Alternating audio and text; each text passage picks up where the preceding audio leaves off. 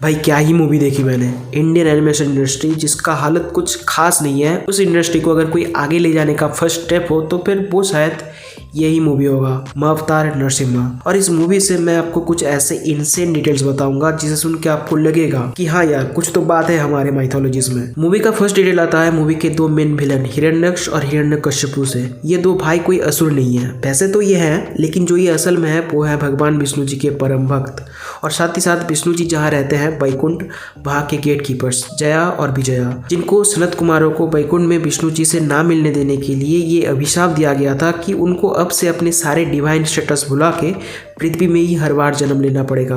और ये बात जब विष्णु जी को पता चलता है तब वो वहाँ आके अभिशाप को थोड़ा बहुत मॉडिफाई करके उन दोनों के सामने दो ऑप्शंस रखते हैं, जिनमें से पहला तो ये था कि उनको अपना सातों जन्म विष्णु जी के डिवोटी बन के अर्थ में जन्म लेना पड़ेगा, और वहीं दूसरा ये था कि उनको सिर्फ 3 ही जन्म लेना पड़ेगा अर्थ में, लेकिन विष्णु जी का सबसे बड़ा एनिमी बन के। और फिर जाके जया और विजया ये सेकंड वाला ऑप्शन चूज करते हैं ताकि वो अपना सजा खत्म करके जल्द से जल्द अपने भगवान विष्णु जी से मिल पाए, फिर चाहे वो उसके लिए उनके सबसे बड़े एनिमी बन के ही क्यों ना पैदा हो। जिस वजह से तीनों युगों में वो 3 बार जन्म लेते हैं, जिसमें से सत्य युग में वो जन्म लेते हैं हिरण्यक्ष और हिरण्यकश्यपु के रूप में, फिर त्रेता युग में वो जन्म लेते हैं रावण और कुंभकर्ण के रूप में, और फिर द्वापर युग में वो जन्म लेते हैं शिशुपाल और दंतवक्र के रूप में। सो यू सी यहाँ पे अवतार सिर्फ विष्णु जी का ही नहीं हो रहा था, इन दोनों का भी हो रहा था। डिटेल नंबर 2, मूवी में हिरण्यक्ष जब भूदेवी को किडनैप करके ले जाते हैं तब सारे देवता ब्रह्मा जी को ये कहते हैं कि किसी भी असुर ने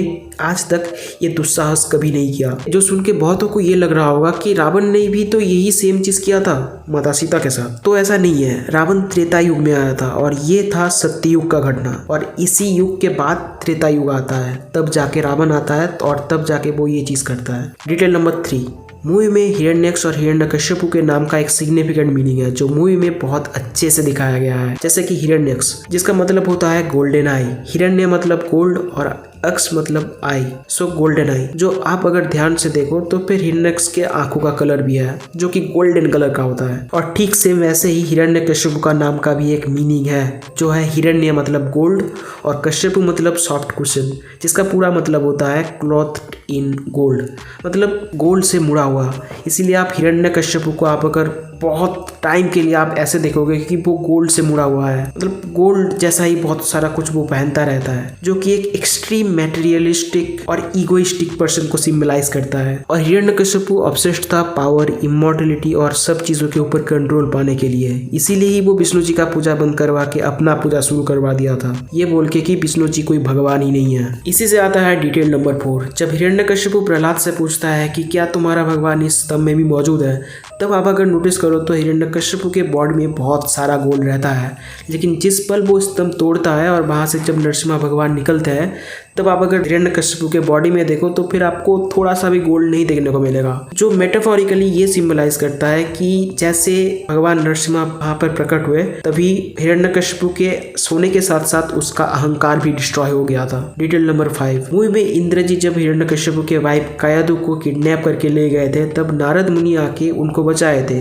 और अपने पति के आ जाने तक वो नारद मुनि के आश्रम में ही रहे जहाँ प्रहलाद का जन्म हुआ, और वहीं उनको अर्ली टीचिंग्स भी मिला नारद मुनि से। और आपको तो पता ही है कि नारद मुनि भगवान विष्णु के कितने बड़े भक्त हैं, जो मूवी में दिखाया नहीं गया। मेरे हिसाब से ये थोड़ा बहुत तो दिखाना चाहिए था। डिटेल नंबर 6, मूवी में प्रहलाद कई बार ये कहता है कि ओम नमो वासुदेवाय नमः, जो सुन के बहुत सारे लोगों को ये लगा होगा कि वासुदेव तो कृष्ण जी के पिता थे जो इस युग में तो नहीं आए थे, तो फिर उनके पिता का नाम प्रहलाद कैसे ले रहा है। जिनको पता नहीं उनको बता दो कि वासुदेव भी भगवान विष्णु जी के ही कई सारे अलग नामों की तरह एक और नाम है। डिटेल नंबर 7, होलिका दहन के समय हिरण्यकश्यपु का बहन जब प्रहलाद को लेकर चिता में बैठती है तब वहां सभी को यही लग रहा था कि प्रहलाद उस चिता में जल के मारा जाएगा, क्योंकि होलिका को ये वरदान मिला था कि वो आग से नहीं जलेगी। बस उसमें कंडीशन सिर्फ ये था कि वो उस वरदान को सिर्फ अपने प्रोटेक्शन के लिए यूज कर सकती है। But according to some legends it is believed कि होलिका के पास एक फायर प्रूफ कपड़ा था जो कि उसको वरदान में मिला था, लेकिन जब चिता में प्रहलाद विष्णु जी का नाम लेके बैठ जाते हैं, तब वही कपड़ा मतलब होलिका का वो कपड़ा वो उसके बॉडी को छोड़ के प्रहलाद की बॉडी को कवर कर लेता है, जिस वजह से प्रहलाद तो बच जाता है लेकिन होलिका नहीं बचती। Detail number 8। मूवी देख के जिनको उतना पता नहीं उनको यही लगेगा कि वराह अवतार ही विष्णु जी का सबसे पहला अवतार है, जबकि ऐसा नहीं है। विष्णु जी का सबसे पहला अवतार है मत्स्य, फिर जाके कूर्म और फिर जाके वराह आता है। Detail number 9। हिरण्यकश्यपु जब अपने आप को बचाने के लिए खुद को बहुत बड़ा कर लेता है, ये दिखाने के लिए कि वही सबसे ताकतवर है, तब वो रियलाइज करता है कि वो जहाँ खड़ा है वो जगह ही विष्णु जी का बस हाथ है। ये सीन मेरे लिए तो एक गूज़बम्प ला देने वाला सीन था, आपका पता नहीं लेकिन मेरे लिए तो था। अब आप अगर इस हाथों में देखो तो फिर आपको एग्जैक्ट 8 साइड्स देखने को मिल जाएंगे, जो मेरे हिसाब से विष्णु जी के बाकी अवतार जो कि आ चुके हैं या फिर आने वाले हैं उनका होगा। जैसे कि ये तुलसी मंच जो कि सिग्निफाई करता है विष्णु जी के वामन अवतार को, और फिर आता है ये एक्स जो भगवान परशुराम जी का है, और फिर आता है ये तीर जो कि श्री राम जी का है, और फिर आता है ये आल्पिना जो मेरे हिसाब से होगा कूर्म अवतार का, और फिर ये फ्लैग जो शायद सबसे पहले अवतार मत्स्य का हो। अब ये दोनों शॉर्ट्स में से मैं एक के लिए तो कंफ्यूज हूँ, क्योंकि एक का तो मुझे पता ही है कि एक कल्कि भगवान का होगा, लेकिन दूसरा कौन है मुझे नहीं पता।